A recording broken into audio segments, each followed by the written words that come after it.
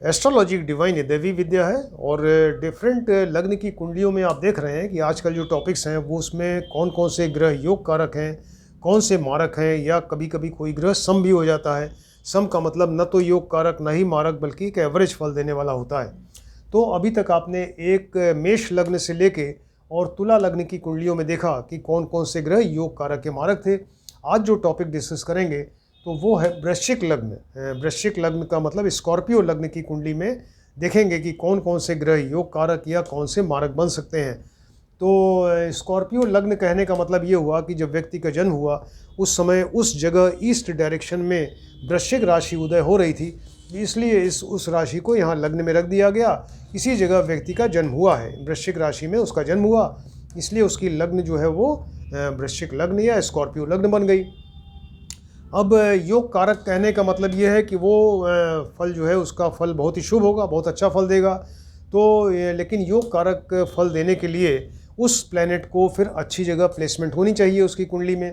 तो या तो केंद्र में बैठे 1, 4, 7, 10, या त्रिकोण में बैठे 1, 5, 9 में, या अपनी उच्च राशि एग्जल्टेड राशि में बैठें, या अपनी ही राशि स्वराशि में बैठ जाएँ, या अपने मित्र की राशि में बैठें, या और इसके अलावा जहाँ बैठें वहाँ शुभ ग्रहों की युति दृष्टि हो, और वो डिग्री वाइज भी अच्छे होने चाहिए, तभी तो इफेक्टिव होंगे, तभी उनका प्रभाव होगा, और डिग्री उनकी अच्छी होनी चाहिए, तब वो अच्छा फल देंगे। लेकिन वही योग कारक ग्रह जो है अगर सपोज कुंडली में वो 3, 6, 8, 12 में बैठ जाएँ, 3 नंबर, 6 नंबर, 8 नंबर, 12 नंबर में बैठ जाएँ, जो कि अच्छे घर नहीं माने जाते, या अपनी नीच राशि में बैठ जाएँ डिबिलिटेटेड, या अपने शत्रु की राशि में बैठ जाएँ, तो फिर वो अच्छा फल नहीं देंगे, डिग्री भी उनकी अच्छी ना हो। और इसके अलावा जहाँ बैठे वहाँ अशुभ ग्रहों की युति दृष्टि हो, तो फिर वो अच्छा फल नहीं देंगे। और मारक ग्रह जो है एक ही कंडीशन में अच्छा फल दे सकते हैं कि अगर वो यहाँ 6, 8, 12 हाउस के लॉर्ड बने, उस लग्न की कुंडली में 6, 8, 12 हाउस के लॉर्ड बन के और 6, 8, 12 में ही बैठ भी जाएं, तभी वो विपरीत राजयोग बनाएंगे, और उस केस में फिर वो अच्छा फल देंगे। या मान लीजिए अपनी नीच राशि में है कुंडली में कहीं पे, तो उस नीच राशि का नीच राशि भंग हो जाए, नीच भंग अगर होगा तब वो राजयोग बन जाएगा और फिर बहुत अच्छा फल देंगे। तो या तो विपरीत राजयोग बने या नीच भंग राजयोग बनेगा, तब वो अच्छा फल देंगे। तो ये ग्रह जो हैं योग कारक हो या मारक हो, ये सब अपना फल जो है बताया आपको कि वो अपनी दशा अंतर दशा आने पे देते हैं, और 3 तरह से अपना फल देते हैं। जहाँ जहाँ के लॉर्ड्स होंगे, जिन जिन राशियों के, वो राशियाँ जिन जिन हाउसेस में हैं उन हाउस का रिजल्ट देंगे, और इसके अलावा जहाँ बैठे हैं वहाँ का फल देंगे, और वहाँ बैठ के जहाँ जहाँ दृष्टि डालेंगे, उनकी दृष्टि पड़ेगी तो वहाँ का फल देंगे। 3 तरह से अपना फल देते हैं। क्लियर। अब ये देखते हैं कि वृश्चिक लग्न की कुंडली में कौन कौन से ग्रह योग कारक या मारक बन सकते हैं, या कोई ग्रह सम भी बन सकता है। तो सबसे पहले प्लैनेट लेते हैं, पहला ये सूर्य लेते हैं। सूर्य देखिए यहाँ पे इनकी सिंह राशि जो है दशम 10th हाउस में है। इसके मतलब सूर्य वृश्चिक लग्न की कुंडली में क्या हुए, वो दशमेश बन गए। तो दशम भाव जो है ये बहुत ही बढ़िया माना जाता है, इंसान जो कर्म करता है उसका घर है। इसके अलावा उसके कैरियर बनाने का घर है, रोजगार का घर है, सर्विस का घर है, उसके मान सम्मान का घर है। तो ये हाउस बहुत ही बढ़िया है, इसके लॉर्ड हैं। और इसके अलावा वो लग्नेश, देखिए क्या है, लग्नेश यहाँ पर मंगल है, तो लग्नेश मंगल के मित्र भी हैं, तो इसलिए वो योग कारक हुए। तो सूर्य देखिए यहाँ पर क्या हुए, योग कारक हो गए। अब सूर्य को योग कारक तो बने, लेकिन इनको वेल प्लेस्ड होना पड़ेगा। या तो केंद्र में बैठे 1, 4, 7, 10, या त्रिकोण में बैठे 1, 5, 9 में बैठ जाएं, या 2 नंबर हाउस में यहाँ बैठे बैंक बैलेंस, या यहाँ इनकम के घर में बैठ जाएंगे, तब वो अच्छा फल देंगे।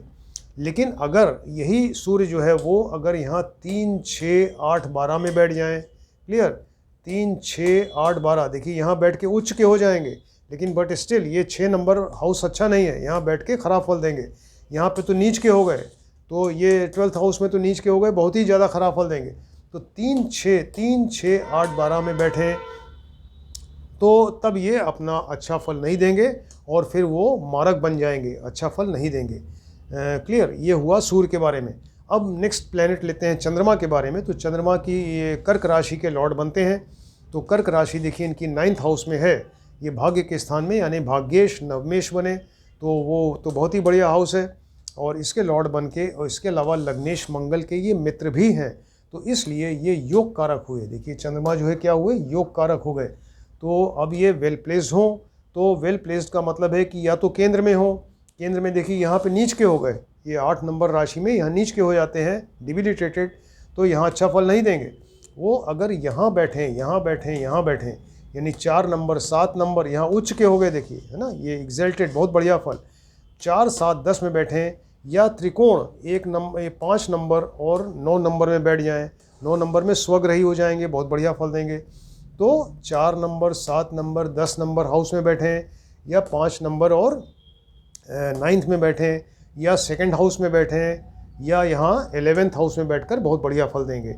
लेकिन अगर ये 3 6 8 12 में बैठेंगे, 3 6 8 12 में बैठ के अच्छा फल नहीं देंगे। इसके अलावा अपनी नीच राशि अगर यहाँ बैठ गए तो फिर वो अच्छा फल नहीं देंगे, बहुत ख़राब फल देंगे। तो ये चंद्रमा के बारे में देखा। अब नेक्स्ट प्लैनेट लेते हैं मंगल। तो मंगल देखिए यहाँ पर कहाँ है, मंगल जो है इनकी एक राशि यहाँ पर है वृश्चिक राशि, और दूसरी राशि है षष्ठ भाव में है, यानी मंगल लग्नेश और षष्ठेश बने। तो लग्नेश का मतलब है कि वो केंद्र भी है, त्रिकोण भी है, इसलिए लग्नेश हमेशा योग कारक होता है। तो मंगल यहाँ क्या हो गए, वो योग कारक हो गए। तो देखिए ये मंगल जो है योग कारक की श्रेणी में रखे गए, मंगल योग कारक हो गए। तो ये लग्नेश और षष्ठेश बनकर योग कारक हुए। अब इनको वेल प्लेस होना चाहिए अपना अच्छा फल देने के लिए। तो अगर यहाँ बैठेंगे लग्न में तो बहुत बढ़िया, ये केंद्र में कहीं बैठ जाएं, 1 नंबर 4 नंबर 7 नंबर 10 नंबर, या त्रिकोण में ये कहीं भी बैठ जाएं, यहाँ 5 नंबर, या यहाँ पर बैठ के यहाँ नहीं बैठें, यहाँ पे देखिए नीच के हो जाएंगे, है ना।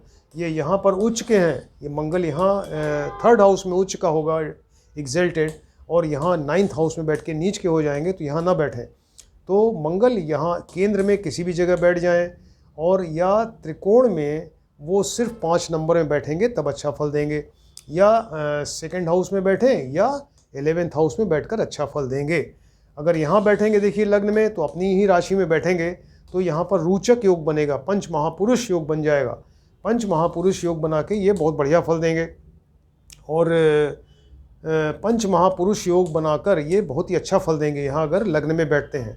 और इसके अलावा अगर ये 3 6 8 12 में बैठ गए, 3 नंबर में तो उच्च के हुए, लेकिन बट स्टिल चूँकि वो अच्छा हाउस नहीं है इसलिए खराब फल देंगे। 3 नंबर 6 नंबर 8 नंबर और 12 नंबर में बैठकर ये खराब फल देंगे।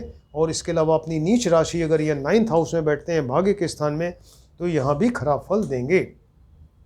ये आपने देखा। और अब ये हुआ सूर्य चंद्र और मंगल, ये 3 ग्रह आपने देखे जो कि योग कारक हैं। अब नेक्स्ट प्लैनेट लेते हैं बुध के बारे में। तो बुध की 2 राशियां हैं, मिथुन और कन्या राशि। तो एक राशि देखिए अष्टम में, दूसरी राशि कहाँ पर है, 11th हाउस में है। तो ये इनकम का घर तो है, लेकिन चूंकि अष्टमेश के साथ में है तो इसलिए ये रोग का भी स्थान है, डिसीज़ का स्थान है, इसलिए। और इसके अलावा ये बुध जो हुए ये लग्नेश मंगल के शत्रु भी हैं, तो इसलिए ये मारक हो गए। तो देखिए बुध क्या हुए, यहाँ मारक की श्रेणी में रखे गए।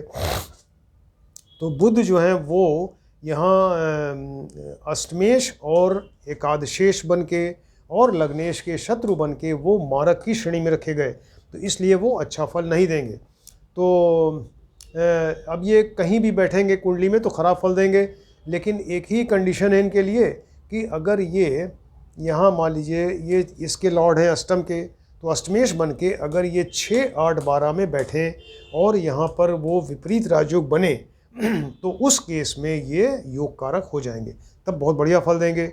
समझ गए। इसके मतलब ये हुआ कि ये अष्टमेश बन के अगर 6 8 12 में बैठेंगे तब ये अच्छा फल देंगे।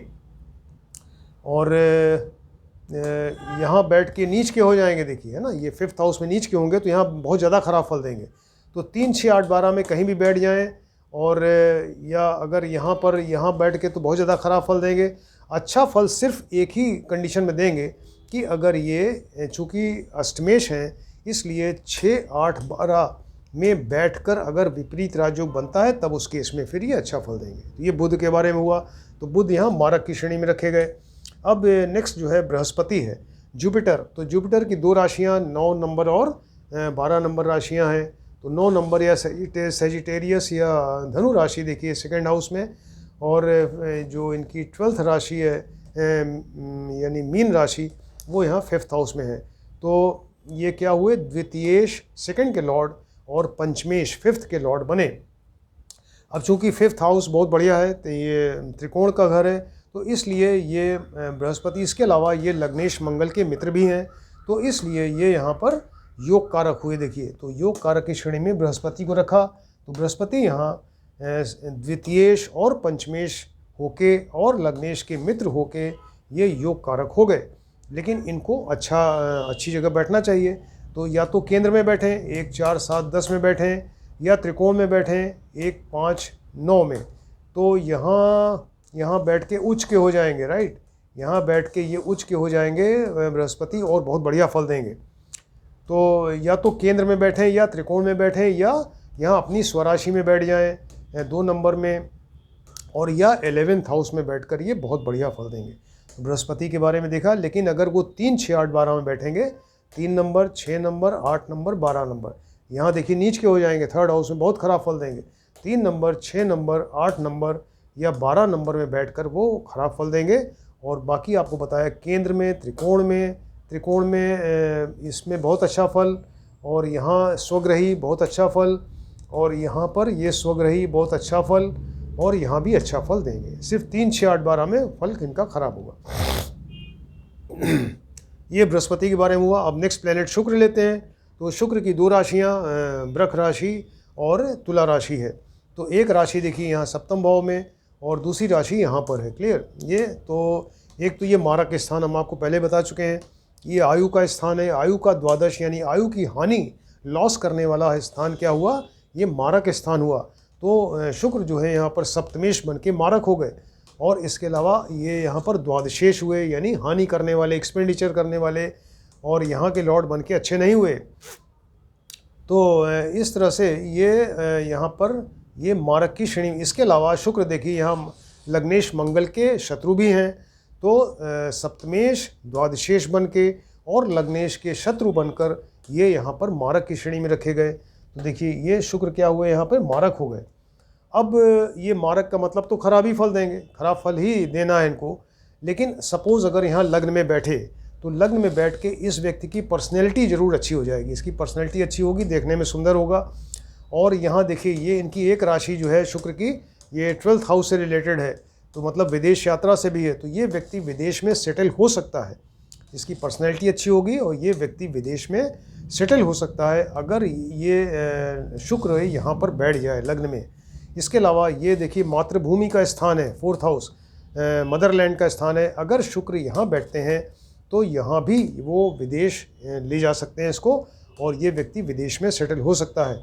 अगर शुक्र देखिए यहाँ बैठते हैं अपनी स्वराशि में 7th स्थान में, तो इस व्यक्ति का जो लाइफ पार्टनर होगा, या तो उसकी पति या पत्नी जो भी हों, तो वो बहुत सुंदर होंगे। और इसके अलावा यहाँ से भी वो विदेश का इनका हिस्सा बन सकता है, विदेश जा सकते हैं या विदेश में सेटल हो सकते हैं। इसके अलावा एक चीज़ और कि अगर ये देखिए अष्टमेश है, अष्टमेश होके अगर ये 6, 8, 12 में कहीं बैठ जाएं, 6 नंबर, 8 नंबर, 12 नंबर में अगर कहीं बैठेंगे, तो उस केस में फिर ये विपरीत राजयोग बनाएंगे, और तब ये अच्छा फल देंगे। तो अच्छा फल देने के लिए इनको विपरीत राजयोग बनाना पड़ेगा, और वो 6, 8, 12 में ही बैठें, तब वो अच्छा फल देंगे शुक्र का। क्लियर? शुक्र देखिए यहाँ पे उच्च के हो रहे हैं, ये शुक्र जो है यहाँ 5th हाउस में उच्च के होंगे, लेकिन चूंकि मारक है इसलिए अच्छा फल नहीं देंगे। तो अच्छा फल तभी देंगे जब इनका विपरीत राजयोग बनेगा। 6, 8, 12 के लॉर्ड, यानी 12 के लॉर्ड तो हैं ही हैं, और 6, 8, 12 में ही अगर कहीं बैठ जाएंगे तब ये विपरीत राजयोग बना के अच्छा फल देंगे। अब नेक्स्ट प्लेनेट शनि लेते हैं। तो सैटर्न की 2 राशियाँ मकर और कुंभ राशि है। तो मकर राशि जो है यहाँ 3rd हाउस में, और 4th हाउस में 11th है, कुंभ राशि है। तो ये क्या हुए, तृतीयेश 3rd के लॉर्ड और चतुर्थेश यानी 4th के लॉर्ड बने। अब ये मेन जो मूल त्रिकोण राशि यहाँ 4th में है, और 4th हाउस बहुत अच्छा घर माना जाता है। तो 4th हाउस के लॉर्ड बने, 3rd और 4th के लॉर्ड बन के, लेकिन यहाँ लग्नेश के ये शत्रु हैं। तो चूँकि ये 4th हाउस के अच्छे हाउस के लॉर्ड हैं और लग्नेश के शत्रु हैं, इसलिए इनको सम की श्रेणी दी गई। न तो ये बहुत योग कारक है, न ही ये मारक है, और इनको जो है एक सम की श्रेणी दी गई है, यानी ये एक एवरेज फल देने वाले हुए। लेकिन एवरेज में भी ये एवरेज का अच्छा फल देने के लिए इनको फिर वेल प्लेस्ड होना पड़ेगा। तो या तो ये केंद्र में बैठें, ये केंद्र में बैठें, 1 4 7 10 में बैठ जाएं, या त्रिकोण में बैठें, 1 5 9 में बैठें, या ये सेकंड हाउस में बैठें, या 11th हाउस में बैठकर फिर ये एवरेज होते हुए अच्छा फल देंगे। लेकिन अगर ये यहाँ पर देखिए, यहाँ पर ये बैठकर ये अपनी राशि में बैठेंगे, 4th हाउस में लग्न से केंद्र में है, तो यहाँ पर शश योग बनाएंगे। शश योग एक होता है पंचमहापुरुष योग, तो फिर ये यहाँ पर बहुत ही बढ़िया एक्सेलेंट फल देंगे, एवरेज फल देने वाले हैं। लेकिन अगर यहाँ बैठ जाएंगे इस हाउस में, 4th हाउस में, तो फिर वो इनका रिजल्ट जो है बहुत ही बढ़िया होगा और यहाँ शश योग बनेगा, बहुत अच्छा फल होगा। इसके अलावा केंद्र में कहीं बैठे, आपको बताया त्रिकोण में कहीं बैठ जाएं तो वो अच्छा फल होगा। यहाँ बैठकर ये उच्च के होंगे लेकिन अच्छा फल नहीं होगा, क्योंकि 12th हाउस है, यहाँ नीच के हो जाएंगे, ये बहुत ही ज़्यादा ख़राब फल है। तो 3 6 8 12 में कहीं भी बैठेंगे वो अच्छा फल नहीं होगा। सिर्फ ये केंद्र में बैठें, और अगर यहाँ बैठेंगे तो शश योग या पंच महापुरुष योग, या त्रिकोण में बैठें, या फिर ये 2 नंबर या 11th हाउस में बैठें, तब वो अच्छा फल देंगे। तो ये आपने देखा कि वृश्चिक लग्न की कुंडली में ये योग कारक, मारक और समग्रह, योग कारक में सूर्य चंद्र मंगल बृहस्पति, और मारक में बुध और शुक्र, और समग्रह में एवरेज फल देने वाले शनि है। लेकिन शनि भी बहुत बढ़िया फल दे सकते हैं अगर वो पंच महापुरुष योग बनाएं, तो या शश योग बनेगा तब वो बहुत बढ़िया फल देंगे। तो इस तरह से आप देखिए इस चीज़ को, और इसको आप लोग ध्यान से देखें, स्टडी करें, और बहुत ही इम्पोर्टेंट टॉपिक्स हैं, बहुत इम्पोर्टेंट सब्जेक्ट्स हैं ये, तो इसको आप ध्यान से देखिए, समझिए। Thank you.